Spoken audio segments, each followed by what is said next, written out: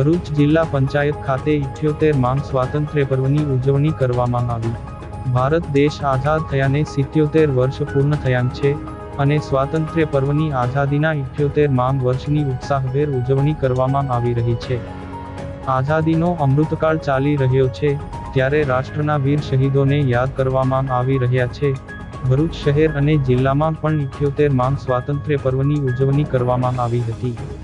ભરૂચ જિલ્લા પંચાયત ખાતે જિલ્લા પંચાયત પ્રમુખ મહેન્દ્રસિંહ વાસળિયાના હસ્તે ધ્વજારોહણ કરવામાં આવ્યું હતું। આ પ્રસંગે જિલ્લા વિકાસ અધિકારી પ્રશાંત જોશી, જિલ્લા પંચાયત કારોબારી ચેરમેન ધર્મેશ મિસ્ત્રી સહિત પંચાયતના ચેરમેનો, અધિકારીઓ સહિત ઉપસ્થિત રહી ત્રિરંગાને સલામી આપી હતી।